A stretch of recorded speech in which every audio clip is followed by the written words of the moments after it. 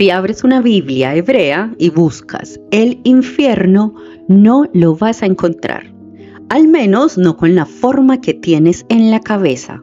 No hay un lugar único, eterno, con llamas y demonios esperando a los condenados. Eso aparece después, mucho después.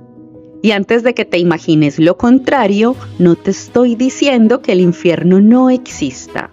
Eso sería una opinión, y este canal no opina sobre tu fe. Lo que dicen los estudiosos del texto es otra cosa, y es más interesante. El infierno que conocemos no es una sola palabra que se perdió en una traducción. Es una construcción que tardó siglos en formarse. La pregunta verdadera no es ¿dónde está el infierno? Es ¿de dónde salió? Y por el camino vas a tropezar con algo pequeño y perturbador, una coma, que nadie escribió en el texto original, capaz de decidir si al morir llegas al paraíso hoy mismo o algún día muy lejano. Guárdala en la memoria, volveremos a ella. Vamos a seguirle el rastro. 5 palabras que no significan lo mismo. Empecemos por el problema que casi nadie ordena. En tu Biblia, varias palabras distintas se traducen a veces como infierno y no son sinónimos. La primera es Seol, en hebreo. La segunda es Hades, en griego. Después viene Gehenna, luego Tártaro y al final el lago de fuego. Seol y Hades apuntan en general a lo mismo, la morada de los muertos, el sitio a donde van todos, buenos y malos, según buena parte del Antiguo Testamento. Gehenna es distinta. Es una imagen de juicio que aparece sobre todo en los evangelios y tiene un origen geográfico real que veremos en algún momento. El lago de fuego pertenece a otro registro, el lenguaje simbólico del Apocalipsis.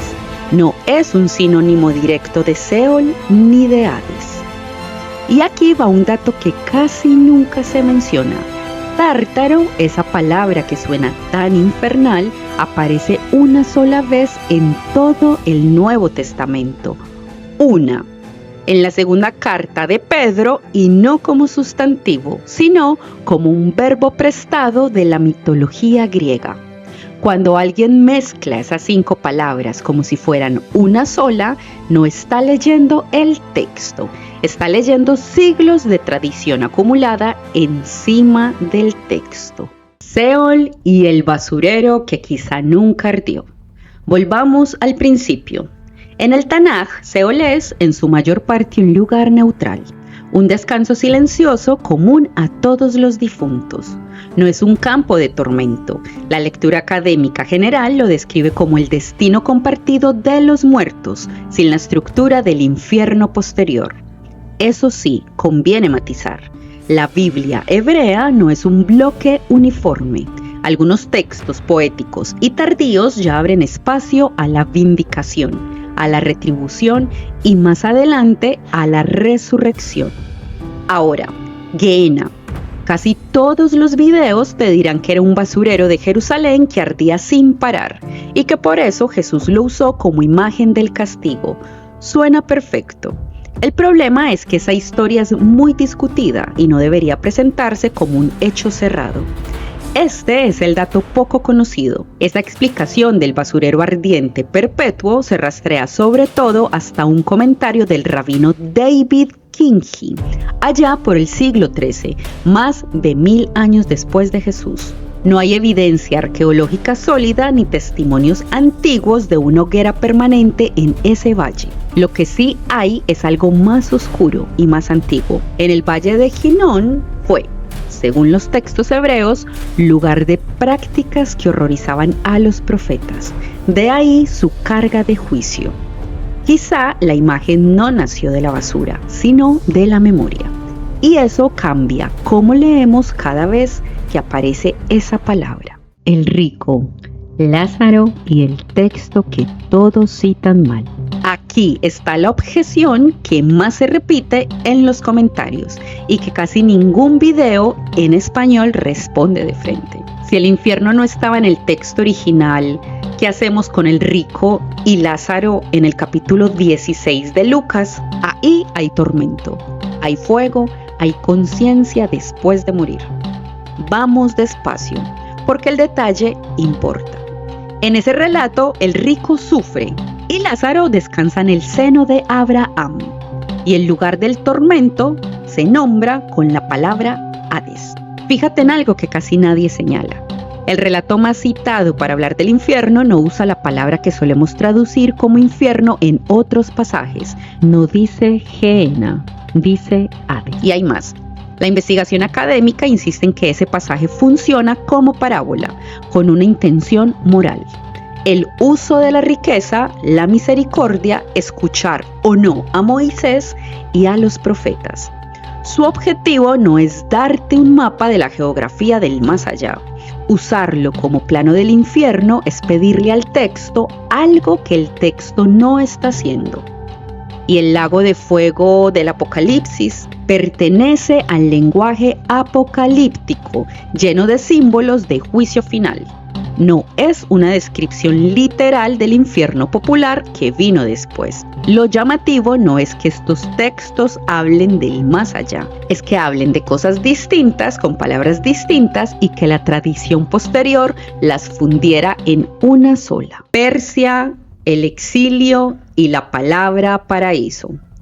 Entonces, ¿de dónde salió la idea de un juicio final con premio y castigo definitivos? Aquí entra una de las hipótesis más serias y también una de las más delicadas.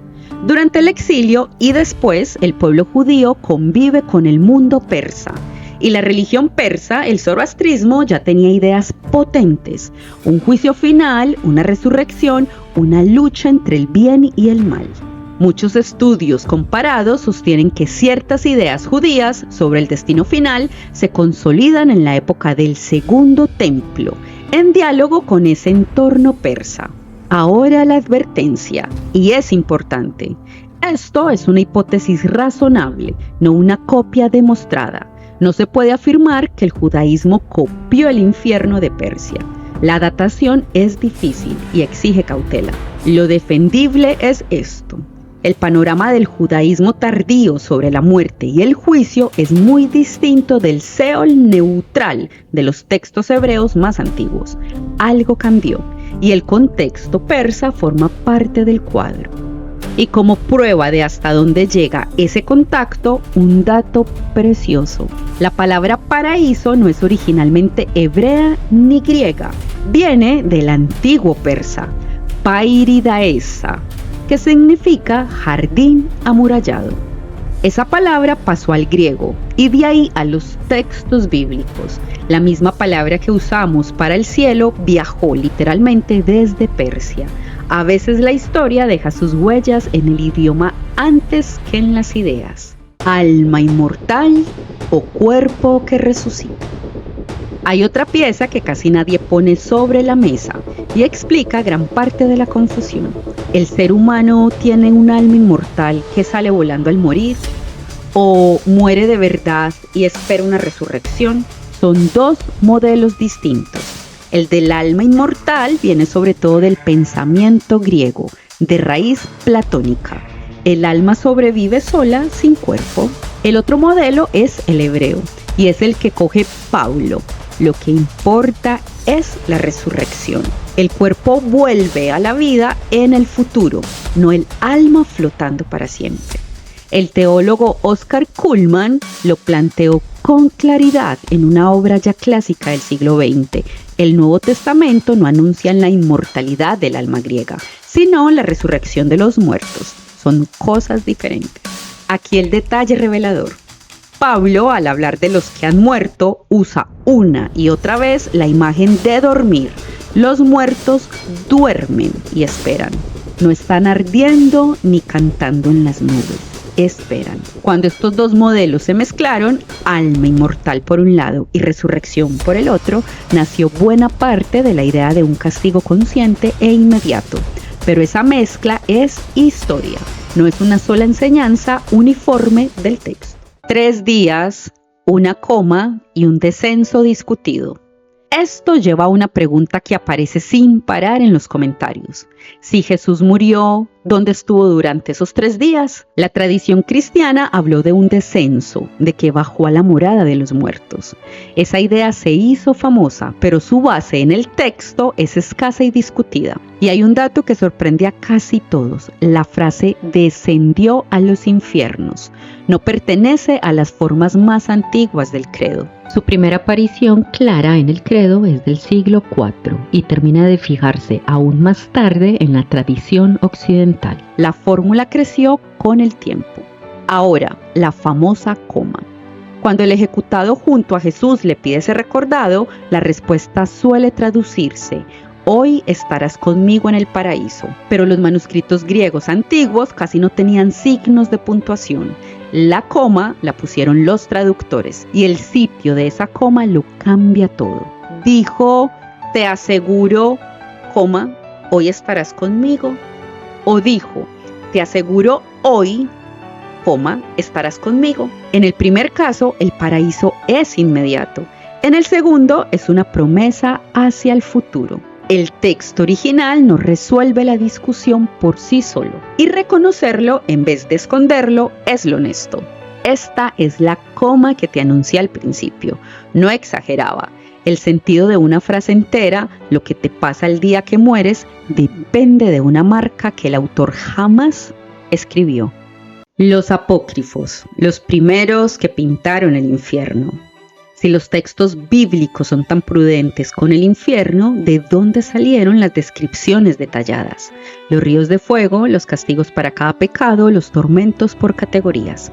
La respuesta está, en buena medida, fuera de la Biblia que conoces, en la literatura del Segundo Templo y en los textos cristianos primitivos que no entraron en el canon. El primer libro de Enoc, por ejemplo, describe lugares de castigo y de detención para los muertos y para ciertos ángeles caídos.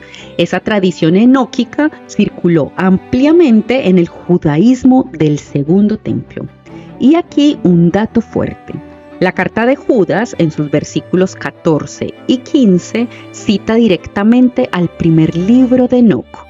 Un texto que quedó fuera de la Biblia hebrea aparece citado dentro del Nuevo Testamento. Pero el caso más llamativo es el Apocalipsis de Pedro del siglo II. Es uno de los primeros recorridos detallados por el castigo, una especie de tour por los tormentos, pecado por pecado. Y lo más curioso es que fue conocido y valorado en sectores de la Iglesia antigua, leído como texto edificante, aunque nunca alcanzó aceptación canónica universal. Estuvo cerca y quedó fuera. La imaginería del infierno que muchos creen bíblica se parece más a estos textos apócrifos que a los evangelios. La pregunta que queda flotando es ¿por qué unas imágenes se quedaron en la memoria popular y otras desaparecieron? El año 553. Llegamos al punto que enciende los comentarios. Fue un concilio el que volvió eterno el castigo y condenó la idea de que todos podrían salvarse. Vamos con cuidado. Aunque aquí se mezcla mucho la historia con la leyenda. El protagonista de fondo es Orígenes, un pensador cristiano de los primeros siglos. Orígenes defendió, entre otras cosas, la apocatástasis, la idea de una restauración final de todas las cosas, una esperanza de que al final todo sea reconciliado. Siglos después, en torno al año 553, en el Segundo Concilio de Constantinopla, aparecen anatemas contra el origenismo. Orígenes fue condenado unos 300 años después de su muerte. Pero aquí viene lo que los videos suelen saltarse. Entre los historiadores se discute si esos anatemas fueron parte de los actos oficiales del concilio en sí o si proceden de un sínodo anterior, ligado al emperador Justiniano. No hay un acuerdo cerrado. ¿Y el Papa Vigilio secuestrado? Hay una base real.